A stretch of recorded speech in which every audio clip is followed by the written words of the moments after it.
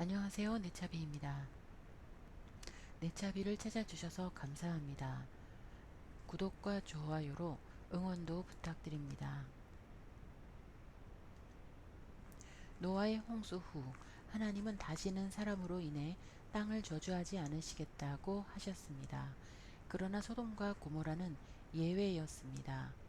하나님은 불과 유황으로 그 땅을 멸하셨습니다.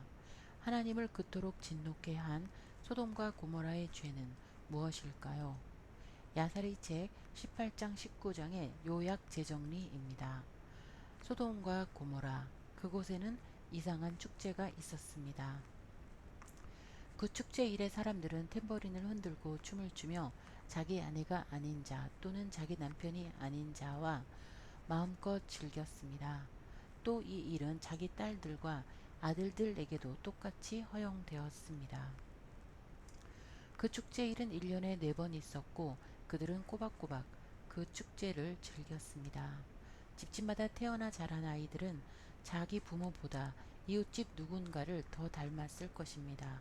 장자권, 가족, 가문 이런 단어들은 별 의미가 없었을 것입니다. 아니면 도시 전체가 친족 집단이었을지도 모릅니다. 그래서 그런지 소돔은 내부적 결속력이 좋았습니다. 대신 외부인에게는 유독 악했는데요.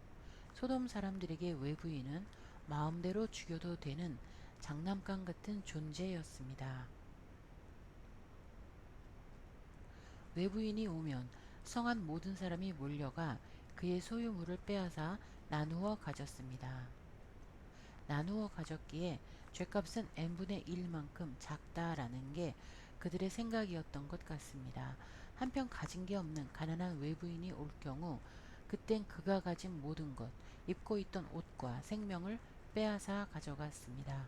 가난하다고 동정을 표하면서도 먹을 수 없는 금과 은만 듬뿍 주고 살기 위해 꼭 필요한 음식만은 절대 주지도 팔지도 못하게 해서 굶어 죽도록 했습니다. 만약 음식을 주다가 적발되면 그자도 사형이었죠. 외부인이 그렇게 굶어 죽으면 처음 자기네가 주었던 금과 은은 회수하고 입고 있던 옷을 벗겨갔습니다. 그 중에서 헤닷이라는 자가 소돔에서 유명했습니다. 그는 부유한 자들을 골라 자기 집으로 유인해 귀한 물건들을 빼앗아 갔습니다. 돌려달라고 하면 빈손으로 와놓고 무얼 달라는 거요. 꿈을 꾸셨나 봅니다. 하고 시치미를 뗐습니다. 그리고는 꿈에 귀한 물건을 보았더니 앞으로 귀하게 될 운명이요. 자, 꿈에 몽을 해주었으니 은 3조각을 내시오. 원래 4조각인데 깎아주는 거요. 라고 하면서 남은 돈마저 몽땅 요구했습니다. 여행자는 억울하죠. 억울해서 소돔의 재판관을 찾아갑니다. 그러나 소돔의 재판관은 은세 조각을 갚으시오 라는 판결을 내립니다. 여행자는 기가 막히고 어이를 상실하고 멘탈까지 탈탈 털린 채 무력감과 비통함 속에 소돔을 떠나야 했습니다. 그래도 살아서 나가면 다행입니다. 사실 소돔에는 마음만 먹으면 여행자들을 죽이고 괴롭힐 수 있는 법이 있었습니다. 소돔, 고모라, 스보임, 아드마 이 네 성읍이 재판관들이 만든 법이었는데요. 당시에는 이 네 성읍을 통틀어 소돔이라고 불렀다고도 합니다. 그들이 만든 그 법이란 모든 외부인은 소돔 성읍에 있는 침대와 그 사이즈가 같아야 한다는 법이었습니다. 침대보다 키가 크면 자르고 작으면 침대 위아래로 잡아당겼습니다. 만약 키가 침대와 같을 땐 침대 옆 사이즈와도 같아야 한다며 옆으로 잡아당겼습니다. 세 사람씩 양쪽에서 잡아당겼는데 그냥 무고한 사람을 괴롭히고 죽이고 싶어 만든 악질적인 법이란 걸 알 수 있습니다. 그런데 소돔의 이 법은 그리스 로마 신화에도 나옵니다. 자신의 기준이나 생각에 맞추어 남의 생각을 뜯어 고치려는 행위를 의미하는 프로크루스테스의 침대라는 표현으로 오늘날 사용되어지고 있는데요. 그 침대의 주인이 프로크루스테스라는 괴물이었습니다. 어쨌든 이런 곳이 소돔이었습니다. 그런데 이런 소돔에 아브라함의 조카 롯이 살았습니다. 야살이 책에 의하면 롯은 아브라함보다 7살 어린 그의 조카이자 밀가와 사라의 오빠입니다. 롯의 누이 밀가는 나홀의 아내가 되고 사라는 아브라함의 아내가 되었죠. 롯은 아브라함이 하란에서 가나안에 올 때 같이 왔었습니다. 그리고 가나안의 기근을 피해 애굽에 다녀오면서 아브라함과 함께 거부가 되죠. 그래서였을까요? 롯은 가나안 사람들을 무시하기 시작했습니다. 그의 목동들이 가나안 사람들의 목초지를 계속 침범하고 그래서 가나안 사람들이 하소연을 하는데도 그는 나몰라라 했습니다. 그래서 가나안 사람들은 아브라함에게 가서 하소연을 하여야 했지만 롯은 아브라함의 말도 듣지 않았습니다. 이 일로 아브라함과 롯은 매일 다투었습니다. 결국 아브라함은 롯에게 이렇게 말했습니다. 너에게 간청하노니 나를 떠나가라. 우리 사이에 더 이상 다툼이 없게 하자. 나를 떠나가는 것에 대해 두려워 말라. 만일 누가 너에게 해를 끼치면 내가 반드시 복수하리라. 그저 내게서 떠나가라. 그래서 롯은 여호와의 동상 같고 애굽 땅처럼 물이 넉넉한 소돔이 있는 요단 평지를 먼저 선택해 떠나갔습니다. 그는 그곳에서 잘 살았을까요? 사실 롯도 소돔 사람들에게 딸을 잃었었습니다.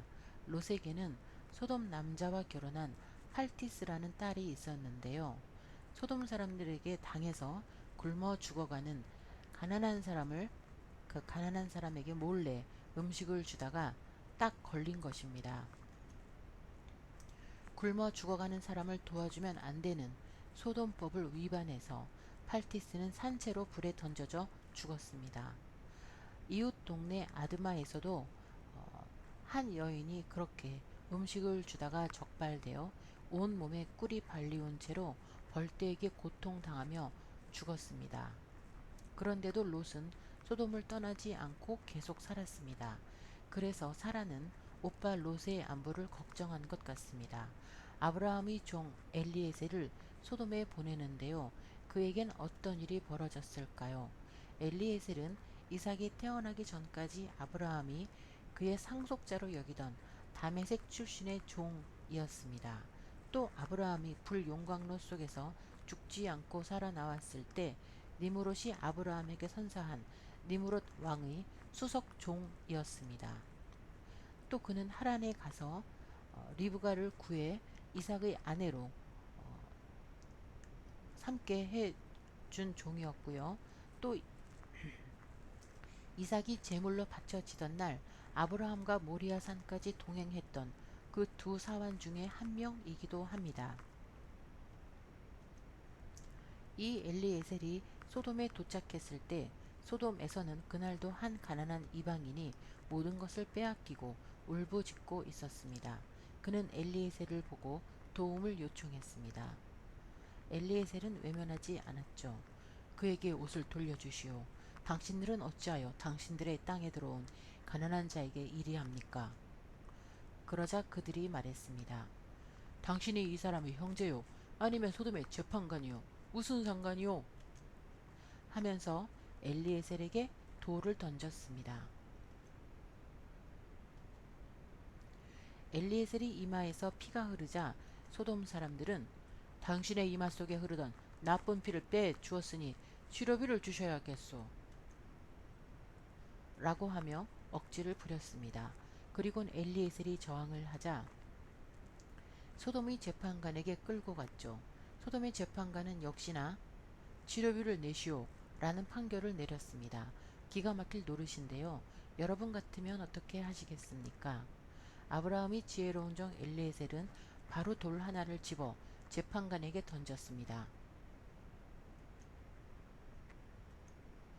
만약 이것이 당신들의 관습이라면 나도 당신의 이마에서 흐르는 나쁜 피를 빼내 주었으니 내가 지불해야 할 것은 당신이 주면 되겠소. 이렇게 말하고 그는 그 장소를 유유히 떠났다고 합니다. 그가 롯을 만났을까요?